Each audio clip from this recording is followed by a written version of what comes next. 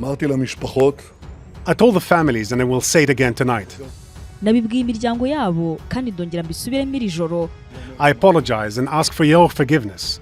Basabye imbabazi nkomeje ko twatsinzwe kubagarura amahoro mu rugo ari bazima. Because we couldn't bring them back alive. Twari twegereje rwose, habuze gato cyane. We were close but we failed. Reka kandi nongere mbivuge iri joro Israel ntabwo izaceceka kuri ubu bwicanyi. Let me say this again tonight. Muri uyu mwanya nibwo dukeneye igitutu cyose gishoboka kuri Hamas.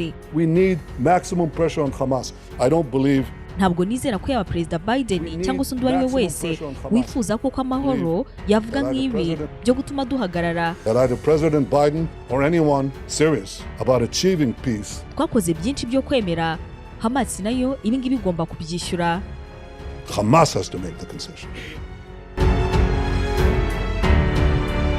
Nimbabazi Minisitiri w'intebe w'igihugu cya Israel Benjamin Netanyahu yasabye abanya-Israeli kubwo kunanirwa kugarura abashimuswe muri Gaza barimo 6 baherutse kugaragara bapfuye. Netanyahu avuze n'amagambo mu gihe imyigaragambyo ikomeye mu mihanda mu gihugu cya Israel ikomeje kandi kabirimo kugenda yongera umunsi ku munsi. N'imyigaragambyo irimo kwamagana uburyo leta irimo kwitwara mu biganiro bigamije amahoro ndetse no guhagarika intambara iki gihugu cyatangije muri Gaza. Nubwo rino jambo ryasaga nk'irimuvuye ku mutima, nyamara ariko nanone Minisitiri w'intebe Netanyahu yanumvikanishije kwinangira mu mvugo ye, aho yashimangiye yuko ingabo za Israel zigomba kugenzura umuhoro muri Gaza uzwi nka Philadelphia Corridor. Akangaka kakaba ari agace k'ubutaka k'ingenzi kandi abayinzitizi ikomeye mu biganiro na Hamas.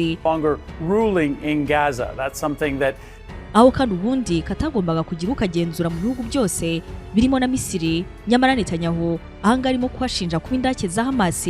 Ati ingabo za Israel zigomba kuhaba. Ibi bikaba ari ibintu bikomeje kuzamura igitutu arimo kotswa yaba imbere mu gihugu ndetse no mu mahanga, aho kugeza ubu Ubwongereza bwo bwanahagaritse kugurisha intwaro zimwe na zimwe kuri Israel, aho bwavuze ko hari ibyago byinshi yuko zino ntwaro zishobora kuba zirimo gukoreshwa mu guhonyora amategeko mpuzamahanga. Hamas nayo ikaba iherutse gutangaza kuwa gatandatu iti abandi bashimuswe bashobora gusubizwa imiryango yabo bari mu bitambaro n'amasanduku by'abapfuye mu gihe agahinge kifuzwa ku mpande zose katagezweho karimo karangwa gusa na Netanyahu.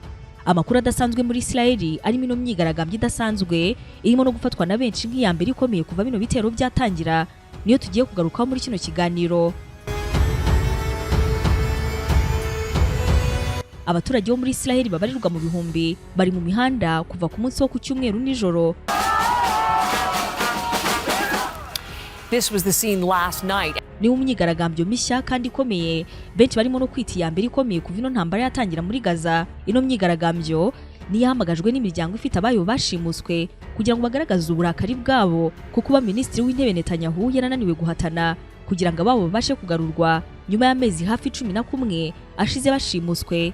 Mu mashusho yose agaragara ubasha kubona yuko polisi muri kino gihugu irimo gukoresha imbaraga nyinshi cyane ndetse wanakwita iz'umurengera mu gukubita abantu barimo kwigaragambya ku bwinshi, ukongeraho kubasunika ndetse no kubatura hasi. Abandi benshi bo polisi kanabirukankana. Polisi kandi yaje yitwaje ibishoboka byose birimo ibyuka biryana mu maso, amafarasi ndetse n'ibintu bisakuriza abantu barimo kwigaragambya ku buryo ibyo barimo kuvuga atari ibintu byumvikana.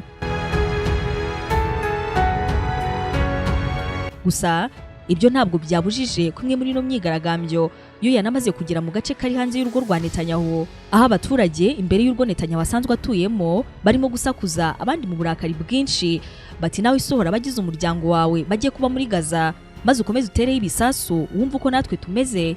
Ino myigaragambyo kandi ntabwo ari imbere y'urugo rwa Netanyahu iri gusa, ahubwo ni mu mijyi itandukanye kandi ikomeye muri Israel ayirimo abantu babarirwa mu bihumbi amagana. Abandi bo kugeza ubu bakaba bamaze amasaha menshi bafunze umuhanda munini wo mu mujyi wa Tel Aviv, aho benshi muri aba bambaye amabendera ya Israel ndetse barimo kumanika imigozi y'ibara ry'umuhondo nk'ikimenyetso cyo kwifatanya n'abashimuswe.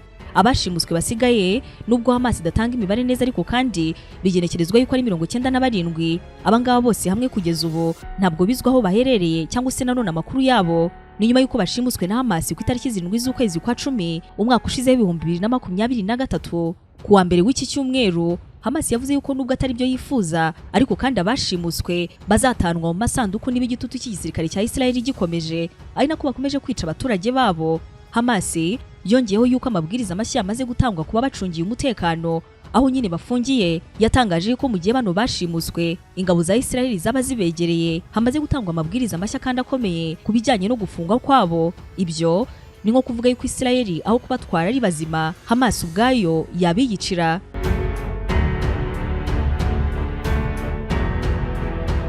Umuvugizi w'uyu mutwe utatanze amakuru arambuye kuri ano mategeko mashya ariko kandi mu buryo bwumvikana yagize ati gutsimbarara kwa Netanyahu ko kubohora imfungwa ku gitutu cya gisirikare aho kugendera ku masezerano. Ibyo ngibyo ni ibintu bisobanuye yuko bazasubizwa mu miryango yabo bari mu bitambaro cyangwa se amasanduku y'abapfuye. Imiryango yabo igomba guhitamo niba bashaka ari bazima cyangwa se niba bashaka barapfuye. Ano magambo akaba none warayakajije imyigaragambyo aho ndetse ishyirahamwe rya mbere n'iryabakozi ryo muri Israel ryamaze gutangaza ko abantu babarirwa mu bihumbi amagana bitabiriye imyigaragambyo rusange yahamagajwe mu rwego rwo kotsa igitutu leta ngo yemere amasezerano na Hamas, amasezerano y'agahenge muri Gaza ndetse no kurekura abashimuswe ku mpande zombi. Ibyo bikaba biniyongeraho yuko ikibuga cy'indege cyitiriwe Ben Gurion cy'i Tel Aviv cyatangaje ko habayeho ihungabana ritoya ku ngendo ndetse amaresitora na serivisi nyinshi zo kwakira abashyitsi muri kino gihugu zirimo zirakora nk'uko bisanzwe ariko kandi mu bwoba. Ino myigaragambyo ikomeye gutya yanamaze kugera ku rugo rwa Minisitiri w'Intebe wa Israel irimo kugenda yongeraho igitutu cy'amahanga. Minisitiri w'Ububanyi n'Amahanga w'Ubwongereza David Lammy yavuze yuko Ubwongereza bwahagaritse impushya 30 mu mpushya 350 zo kohereza intwaro muri Israel. Yavuze yuko bino byakozwe kubera ibyago bigaragara ko ibyo bikoresho birimo koherezwa Israel bishobora kuba birimo gukoreshwa mu ihonyora rikomeye ry'amategeko mpuzamahanga ndetse no kubangamira uburenganzira bwa muntu. Mu bikoresho byahagaritswe rero harimo ibice by'indege z'intambara, indege za kajugujugu ndetse n'indege ntoya z'intambara zitagira umupilote zizwi nka drone. David Lammy yavuze yuko Ubwongereza bukomeje gushyigikira uburenganzira bwa Israel ubu nyine bwo kwirwanaho ndetse ko ibyo bwakoze ari ukugira ngo Israel ibanze gutekereza kabiri ku byo irimo gukora. Ku rubuga nkoranyambaga rwa X, Minisitiri w'Ingabo wa Israel nawe yatangaje ko abajwe cyane na kino cyemezo. Uyu wakurikiwe na Minisitiri w'Ububanyi n'Amahanga wa Israel Katz wavuze ko kino cyemezo cy'Ubwongereza ari icyemezo gitanze ubutumwa buteje ikibazo cyane yaba kuri Hamas ndetse no kuri Iran. Uretse Ubwongereza na Leta Zunze Ubumwe za Amerika zagize icyo zivuga kuri ibi nyuma y'uko Perezida Biden atangajwe yuko abajwe cyane n'abashimuswe bapfiriye muri Gaza. Abangaba bakanaba bamwe mu baturage b'Amerika. Perezida Joe Biden yavuze ko Netanyahu atarimo gukora ibihagije kugira ngo amasezerano na Hamas yo kurekura abashimuswe ndetse n'agahenge abashe kugerwaho. Ikinyamakuru CNN cyavuze ko gifite amakuru y'uko icyifuzo gishya kigiye koherezwa Minisitiri w'Intebe wa Israel ari icyifuzo cya nyuma ko agomba kugifata yakireka ikibazo kikaba gisigaye gusa kuri we mu gihe bino bihugu birimo gushaka yuko ibiganiro byarangira amahoro maze muri Gaza intambara ikarangira ndetse n'ibindi bikorwa byose bikabasha gukomeza.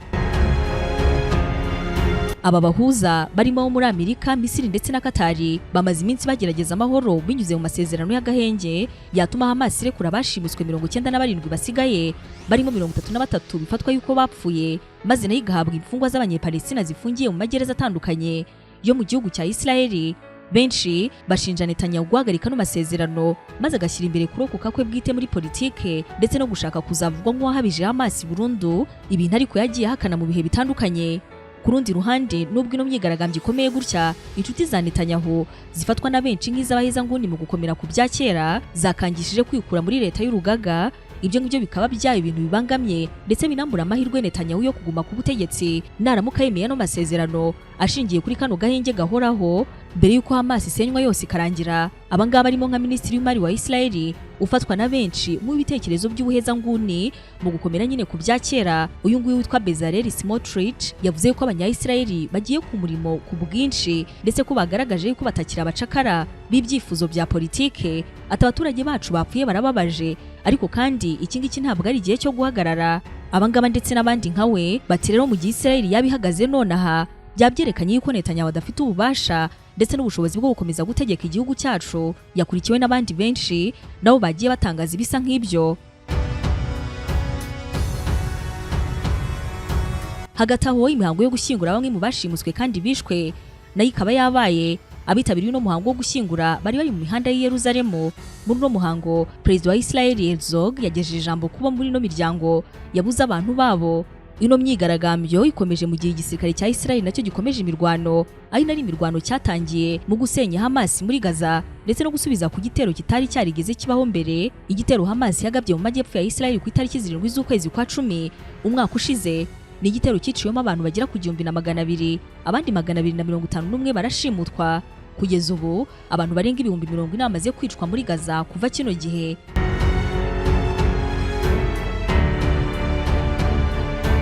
Hanyuma nonaha Hamas irashaka iki? Israel yo irifuza iki muri no ntambara? Hari abaturage benshi bagaza Israel yafunze mu buryo butemewe, ariko kuko ari Israel ibingibi ntibinavugwa, ni nkaho nyine ari uburenganzira bwabo gukora ibyo bifuza. Nyamara imiryango yabo n'abantu babo muri Palestina barabashaka, barasaba Israel kubatanga nabikabaha babo yashimuse, kandi Palestina iratangaza yuko bose bifuza kandi ari bazima. Hamas kandi irasaba Israel guhagarika ubwicanyi igiye kumara umwaka ikora ku basivile muri Gaza, ikanasaba yuko umuyoboro wa Philadelphia uhuza Gaza na Misiri Israel ivanamo ingabo zayo. N'ibingibi gusa Hamas yifuza.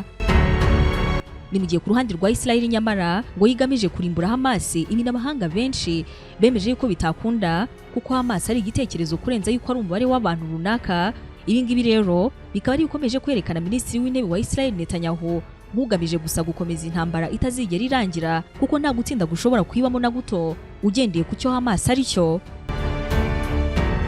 Gusa ariko nanone ugendeye kuri no myigaragambyo ifite uburemere bungana gutya, bamwe mu basesenguzi basanga nanone kuba NETANYAHU yasaba imbabazi ibyo ngibyo ari intambwe idasanzwe, ndetse benshi ntabwo batinya kwerekana yuko batunguwe.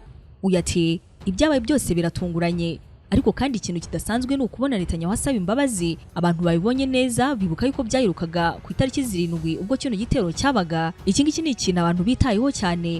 Gusa ariko nanone NETANYAHU yakomeje asobanura yuko imirwano igiye gukomeza muri Gaza, yirengagije birimo kuba byose. Yanasaga nk'uvuga yuko ahubwo ingabo za Israel zizaguma muri Gaza ubuziraherezo.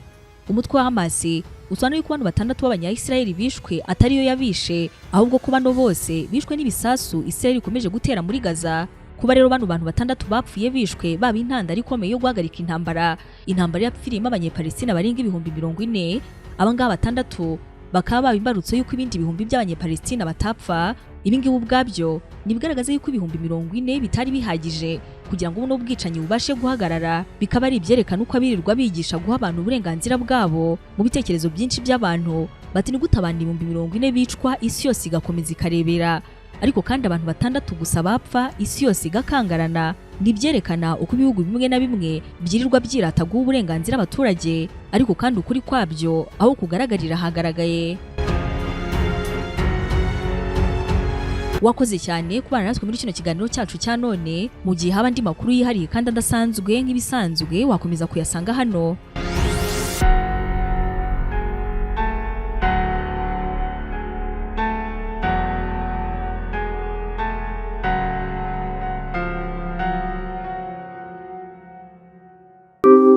Imiterere y'imbere mu nzu yawe burya inerekana uko utekereza. Ibaze mu nzu yawe hari igisenge kigezweho gikoze kumwe wigeze kubibona ahantu ukabikunda, ariko uti wowe ntabwo byakugeraho. Umva, muri RUGO Trading Limited hari promotion idasanzwe kuri izi gypsum boards, aho muri kino gihe uza maze ukatubwira uko inzu yawe wifuza ko ibimeze. Ibyo ngibyo tukabikora mu gihe gito cyane. Uretse ubwiza zino gypsum boards zacu zifitemo, zinafite ububasha bwo kurinda inkongi z'umuriro. Ntabwo zirya umwanya w'inzu yawe kandi zituma hasa neza bihebuje. Usibye n'ibisenge, izi gypsum boards zinagufasha kuba wakubaka ama office cyangwa se ibyumba, kandi rwose bikaba nabyo bisa neza cyane. Nakubwiye kuri promotion ihari, noneho byo ni ibindi. RUGO Trading Limited dusanzwe ku Gisozi mu Gakiriro, cyangwa se unadusanga i Remera kwa Rwahama. Yewe wanatuvugisha kuri izo telefone